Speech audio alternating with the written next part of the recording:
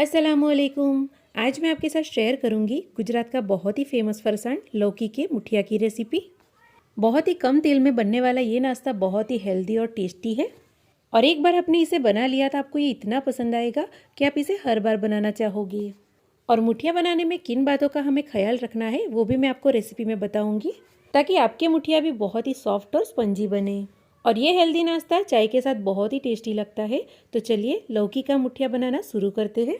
तो मुठिया बनाने के लिए मैंने यहाँ पे 300 ग्राम के करीब लौकी ले ली है। तो मैंने यहाँ पे ये गोल लौकी आती है वो ले ली है। अगर आप चाहो तो लंबी वाली लौकी भी ले सकते हैं। लौकी का छिलका हम निकाल लेंगे और लौकी हमें बहुत छोटी वाली नहीं लेनी है, क्योंकि छोटी लौकी में पानी बहुत ही ज़्यादा होता है। तो जब हम लौकी में आटे मिलाते हैं तो आटे हमारे बहुत ही ज़्यादा क्वांटिटी में जाते हैं और इसलिए मुठिया हमारे ज़्यादा सॉफ्ट नहीं बनते हैं। इसलिए हमें मीडियम साइज़ की लौकी ही पसंद करनी है। और मुठिया बनाने में लौकी और आटे हमारे बराबर हिस्से में होंगे तो हमारे मुठिया बहुत ही सॉफ्ट और स्पॉन्जी बनते हैं। और रेसिपी को आप आगे भी देखते रहना, क्योंकि आगे भी मैं आपको बताऊंगी कि लौकी की मुठिया को बिना चिकनाहट के सॉफ्ट, स्पॉन्जी और टेस्टी कैसे बनाना है। तो लौकी को हमने बड़े ग्रेटर से ग्रेट कर लिया है। अब इसमें हम मसाले डालेंगे, जिसमें हम डालेंगे टेस्ट के हिसाब से नमक, 1 चम्मच हल्दी। और हल्दी हमें इस तरीके से थोड़ी ज़्यादा ही लेनी है, क्योंकि मुठिया में येलो कलर बहुत ही अच्छा लगता है। 1 चम्मच लाल मिर्च पाउडर। और अब हम इसमें डालेंगे 1 चम्मच अजवाइन और 1 चम्मच कच्चा जीरा। और अजवाइन और ज़ीरा को हमें इस तरीके से हाथ में अच्छे से मसल के डालना है। इस तरीके से इसका टेस्ट बहुत ही अच्छा आता है। और अजवाइन तो मुठिया में डाला ही जाता है, पर कच्चे ज़ीरे का भी टेस्ट मुठिया में बहुत ही अच्छा आता है। अब हम इसमें डालेंगे 2 चम्मच जितने सफ़ेद तिल और 2 बड़े चम्मच चीनी डालेंगे। और मीठा आप आपके टेस्ट के हिसाब से कम या ज़्यादा इसमें कर सकते हैं। और डालेंगे हम इसमें 2 बड़े चम्मच जितना तेल। तो तेल डालने से मुठिया में हमारे चिकनाहट नहीं आएगी और बहुत ही सॉफ्ट बनेंगी। अब मुट्ठी भर हम कटा हुआ हरा धनिया डालेंगे और 1 बड़ी चम्मच अदरक, लहसुन और हरी मिर्ची को हम दरदरा पीस के डालेंगे। और 2 चम्मच जितना हम इसमें डालेंगे खट्टा दही। तो दही डालने से हमारे मुठिया बहुत ही सॉफ्ट बनते हैं और टेस्ट भी बहुत ही अच्छा आता है। अब आधी चम्मच हम इसमें बेकिंग सोडा डालेंगे और सोडा को एक्टिवेट करने के लिए हम 1 चम्मच नींबू का रस डालेंगे। अब ये सारी चीज़ों को हमें हाथ से अच्छे से मिक्स कर लेना है। तो लौकी का मुठिया तो यहाँ पे ज़्यादातर नाश्ते में बनते ही रहते हैं, पर कभी कभी क्या होता है कि मुठिया अंदर से प्रॉपर स्टीम नहीं होता है, या तो कभी इसमें चिकनाहट आ जाती है और मुठिया सॉफ्ट ना होके ड्राई लगते हैं।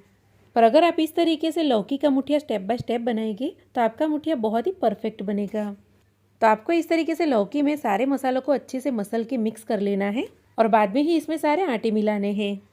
और इस तरीके से मुठिया में ना तो लौकी ज़्यादा जाएगी और ना ही तो आटे ज़्यादा जाएंगे।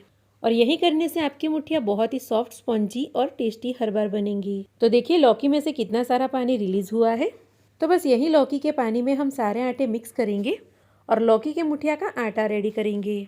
तो यहाँ पे हमने 1 कटोरी गेहूं का आटा लिया है, जिससे हम रोटी चपाती बनाते हैं। तो इसमें से हमें अभी सारा आटा नहीं डाल देना है, आधे हिस्से का ही आटा हम इसमें डालेंगे। थोड़ा हम बचा के रखेंगे और बाद में हम जरूर लगेगी तब इसमें डालेंगे। वैसे तो लौकी के मुठिया में गेहूं का कुरकुरा आटा ही डाला जाता है, पर कुरकुरा आटा हमारे घर में हर बार अवेलेबल नहीं होता है, पर ये बारीक वाला आटा तो हमारे घर में हमेशा होता ही है।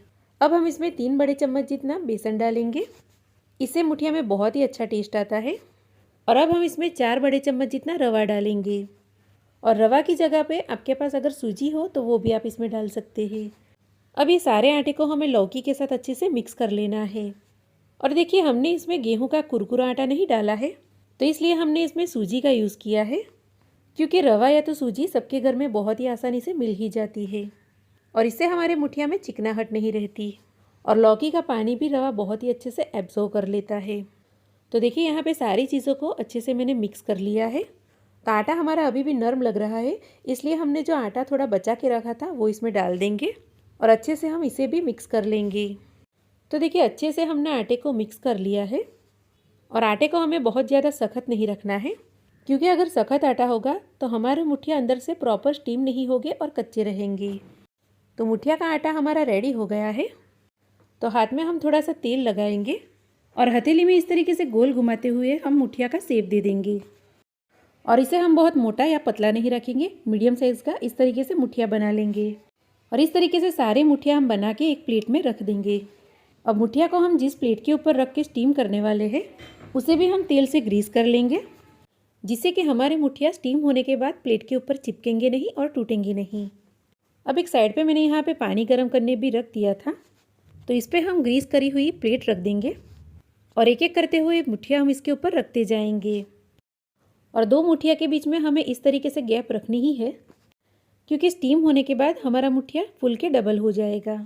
तो प्लेट में एक बार जितने मुठिया आ रहते हैं उतने हम रख देंगे और उसके बाद मुठिया के ऊपर भी हम थोड़ा थोड़ा इस तरीके से तेल लगा देंगे, जिससे कि हमारा मुठिया स्टीम होने के बाद ऊपर से फटे नहीं। अब मुठिया को हम कवर करके 20 से 22 मिनट के लिए स्टीम कर लेंगे। 20 से 22 मिनट हो जाए उसके बाद हम गैस की फ्लेम को बंद करेंगे और हमारे मुठिया को हम चेक कर लेंगे। तो देखिए, आप देख सकते हैं हमारे मुठिया फूल के अच्छे से डबल हो गए हैं और एक दूसरे के साथ चिपके भी नहीं हैं। अब मुठिया अंदर से प्रॉपर स्टीम हुए हैं या नहीं वो हम चेक करेंगे। तो इस तरीके से छुरी डाल के हम मुठिया को चेक करेंगे। अगर छुरी हमारी क्लीन आती है तो समझना कि हमारा मुठिया अंदर से प्रॉपर स्टीम हो गया है और अंदर से ज़रा से भी कच्चे नहीं हैं। तो ये मुठिया को अभी हम निकाल लेंगे और दूसरे बचे मुठिया को भी हम इसी तरीके से स्टीम कर लेंगे। तो सारे मुठिया हमारे यहाँ पे स्टीम होके रेडी हो गए हैं। तो इसे हमें थोड़ा ठंडा कर लेना है और ठंडे होने के बाद ही हमें मुठिया को कट करना है। अगर हम गर्मा गर्म मुठिया को काटेंगे तो बराबर से ये कटेंगे नहीं और सेब भी बिगड़ जाएगा। तो इस तरीके से हमें मीडियम साइज़ में मुठिया को कट कर लेना है और जितने मुठिया में हमें तड़का देना है उतना मुठिया हम काट के रेडी कर लेंगे। तो इस तरीके से मीडियम साइज़ में हमने मुठिया को कट कर लिया है। तो इसमें अब हम तड़का लगाएंगे। तो इसके लिए हम कढ़ाई में 2 बड़े चम्मच जितना तेल ले लेंगे। तेल अच्छे से गर्म हो जाए उसके बाद हम इसमें 1 चम्मच राई, आधी चम्मच जीरा और आधी चम्मच अजवाइन डालेंगे। अच्छे से सब फूट जाए उसके बाद हम इसमें करी पत्ते डालेंगे और थोड़ी सी कटी हुई हरी मिर्ची डालेंगे और उसके बाद हम 1 चम्मच सफ़ेद तिल डालेंगे और थोड़ी सी ही हम इसमें हींग डालेंगे और अच्छे से सारी चीज़ों को हम हिला लेंगे। और अच्छे से हमारा तड़का रेडी हो जाए उसके बाद हम इसमें मुठिया डाल देंगे और ऊपर नीचे करते हुए इसे हम अच्छे से हिला लेंगे। और अगर आप चाहो तो इस टाइम पे इसके ऊपर हम लाल मिर्च पाउडर और पीसी हुई चीनी भी डाल सकते हैं, क्योंकि उससे भी मुठिया का टेस्ट बहुत ही अच्छा आता है। तो अच्छे से इसे हिला करके तड़के के साथ मुठिया को मिक्स कर लेंगे और इस टाइम पे गैस की फ्लेम को हमें मीडियम टू हाई कर देना है और मुठिया को हम कढ़ाई में इस तरीके से थोड़े से फैला लेंगे और 1 से 2 मिनट के लिए मुठिया को हम थोड़ा सा क्रिस्पी कर लेंगे। 1 से 2 मिनट के बाद हम मुठिया को इस तरीके से हिला लेंगे और देखिए, इस तरीके से थोड़ा सा क्रिस्पी मुठिया होगा तो हमारे मुठिया बहुत ही टेस्टी लगेंगे। और ये नाश्ता दिखने में जितना अच्छा लग रहा है उतना टेस्ट में भी बहुत ही बढ़िया बनता है। तो कटा हुआ हरा धनिया डाल के गर्मा गर्म हम मुठिया को सर्व करेंगे। तो आपको भी एकदम परफेक्ट और टेस्टी मुठिया बनाना हो तो ये रेसिपी को आप ज़रूर से ट्राई करना, क्योंकि इस तरीके से आपका लौकी का मुठिया हर बार बहुत ही टेस्टी और रुई जैसे सॉफ्ट बनेंगे। और ये मुठिया को आप रात के खाने के साथ या तो कोई भी टाइम की चाय के साथ सर्व करोगे तो ये बहुत ही अच्छे लगेंगे। और ये हेल्दी नाश्ता आप बच्चों के टिफ़िन बॉक्स में भी दे सकते हैं।